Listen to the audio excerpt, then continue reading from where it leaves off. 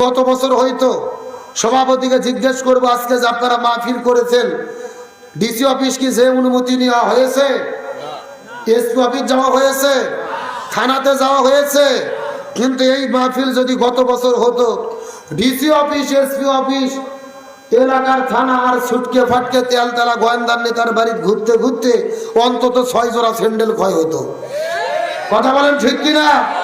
তারপরও দেখা যায় মেম্বার যদি অনুমতি দেয় চেয়ারম্যান মাহফিল বন্ধ করে, চেয়ারম্যান অনুমতি দিলে এমপি বন্ধ করে, এমপি অনুমতি দিলে মন্ত্রী বন্ধ করে, ডিসি অফিস অনুমতি দিলে এসপি অফিস বন্ধ করে। এই রকম বাংলার জমিনে হাজারো কোরআনের মাহফিল জালেমেরা বন্ধ করে দিয়েছিল। আমরা দেখেছি অনেক জায়গায় বক্তাদেরকে মঞ্চে উঠতে দেওয়া হয় নাই, কোরআনের কথা বলতে দেওয়া হয় নাই। আমি বিভিন্ন জায়গায় মাহফিলে গিয়েছি, মুখের সামনে থেকে মাইক পর্যন্ত কেড়ে নেওয়া হয়েছে, মাহফিলে 40 ধারা জারি করা হয়েছে।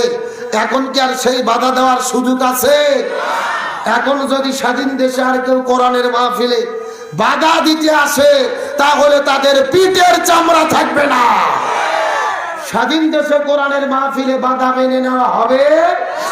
ওই স্বৈরাচার হাসিনা ভারত থেকে বাংলাদেশে এসেছিলেন ভারতের এজেন্ট হয়ে, মূলত বাংলাদেশ থেকে ইসলাম এবং মুসলমানদেরকে শেষ করে দেওয়ার জন্য। তার ধারাবাহিকতায় গত 16 বছরে আমরা দেখেছি শিক্ষা ব্যবস্থার মধ্য থেকে কোরআন হাদিসের শিক্ষাগুলোকে কেটে দিয়ে তারা ঢুকিয়ে দিয়েছিল বান্দরের শিক্ষা। হাজার আলেমদেরকে জেলের মধ্যে বন্দী করেছে। এই বাংলার জমিনে যখন তাদের ক্ষমতার চের নড়বড়ে হয়ে গেছে, ভারতের ইশারায় তারা লক্ষ্য করে দেখেছিল এই বাংলাদেশে যতগুলো ইসলামী দল রয়েছে তার মধ্যে শক্তিশালী ইসলামী দল হলো বাংলাদেশ জামাত ইসলামী। তারা 1 তারিখে ভারতের ইশারায় জামাত ইসলামীকে নিষিদ্ধ করলো, আর 5 তারিখে ছিঁড়ে জুতো ছিঁড়ে শাড়ি পরে মামু বাড়ি দিল্লি পালাতে বাধ্য হলো।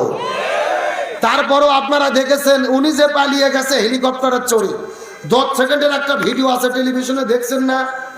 উনি যেভাবে শাড়ি পরে পালিয়ে যাচ্ছে দেখে মনে হচ্ছে ওটা হাসিনে না, আপনাদের গ্রামের কাজের মেয়ে চকিনে। এ কথা কোন জায়গা? মানে শাড়ির কুচিও ঠিক মতো দিতে পারেনি, অন্যও ঠিক মতো পরতে পারেনি। তার মানে বোঝা যায় উনি শাড়ি পরারও টাইম ঠিক মতো পায় নাই। ওই গণভবনে ইলিশ মাছ রান্না করেছে, গরুর গোস্ত ভুনো করেছে, ছোট মাছ বড় মাছ 14 প্রকারের তরকারি। আল্লাহর কি খেলা! বিরিয়ানি রেডি, তরকারি রেডি, আল্লাহ খাবার পর্যন্ত সময় দেয় নাই। এগুলো কার খেলা? আল্লাহ তাআলা বলেন ওয়ামাকারু ওয়ামাকার আল্লাহ আল্লাহু খায়রুল মাকিরিন। তারাও ষড়যন্ত্র করে, আল্লাহ কৌশল অবলম্বন করে। কার কৌশল বিজয়ী হয়? তিনি ভারতে পালিয়ে যাওয়ার পরে ভারত থেকে লন্ডনে যেতে চেয়েছে, ভিসা পায় নাই।